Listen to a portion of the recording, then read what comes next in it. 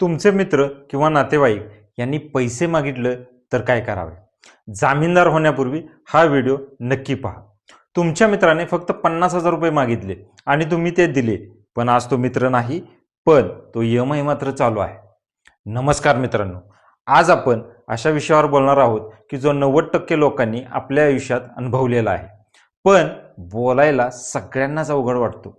मित्र किंवा नातेवाईक पैसे उधार मागतात किंवा कर्जासाठी जामीनदार व्हायला सांगतात, पण अशा गरजेच्या वेळी नाही कसं म्हणायचं आणि स्वतःला कर्जात अडकण्यापासून कसं वाचवायचं यासाठी हा व्हिडिओ शेवटपर्यंत नक्की बघा.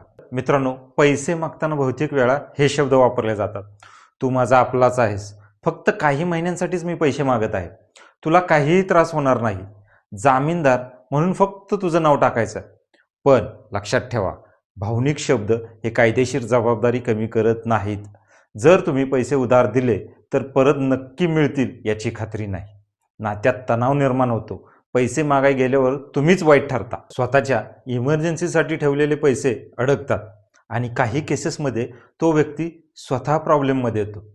पैसे गेले की नाते तुटते आणि नाते तुटलं की पैसेही येत नाहीत.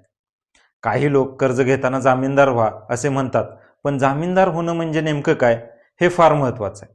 जामीनदार म्हणजे कर्जदार पैसे भरू शकला नाही तर ती संपूर्ण जबाबदारी तुमच्यावर येते.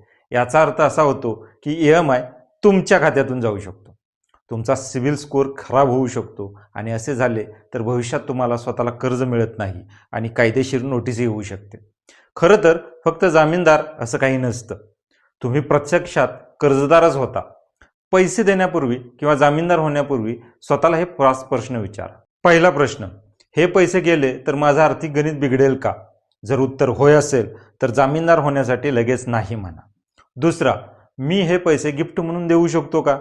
म्हणजे जर पैसे परत मिळाले नाही तरी चालेल. तिसरं, त्या व्यक्तीची रिपेमेंट हिस्ट्री कशी आहे, म्हणजे पूर्वी पैसे घेतलेले परत केलेले आहेत का? चौथं, हा खर्च गरजेसाठी करणार आहे जसं की लग्न, व्यवसाय, की लक्झरीसाठी जसं आयफोन घेणार आहे किंवा ट्रिपला जाणार आहे?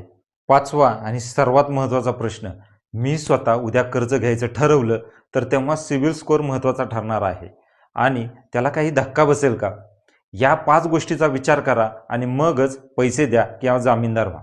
पण काही लोकांचा हा प्रॉब्लेम असतो की नाही सभ्यपणे कसं म्हणायचं. असं थेट नाही म्हणता येत नसेल तर पुढची कारणे तुम्ही वापरू शकता. सध्या माझी गुंतवणूक लॉक आहे, माझं स्वतःचं लोन चालू आहे, फायनान्शियल प्लॅनरने मला जामीनदार होऊ नका असं सांगितलं आहे, मी नात्यात पैसे आणत नाही असा नियम केलेला आहे. पण एक गोष्ट लक्षात ठेवा, ह्या सर्वांना स्पष्टीकरण देणं ही तुमची जबाबदारी नाही. आता यातूनही तुम्हाला जर एखाद्याला मदत करायची असेल तर त्यांना बँकेच्या पर्यायांची माहिती द्या, सरकारी योजना सांगा, कमी रक्कम गिफ्ट म्हणून द्या, म्हणजे परतफेडीचे आणि पैसे मागण्याचे झंझटच राहणार नाही. स्वतः पैसे न देता मार्गदर्शन करा. पैसे देणं ही एकमेव मदत नसते हे लक्षात ठेवा. हा व्हिडिओ केवळ शैक्षणिक उद्देशासाठी आहे.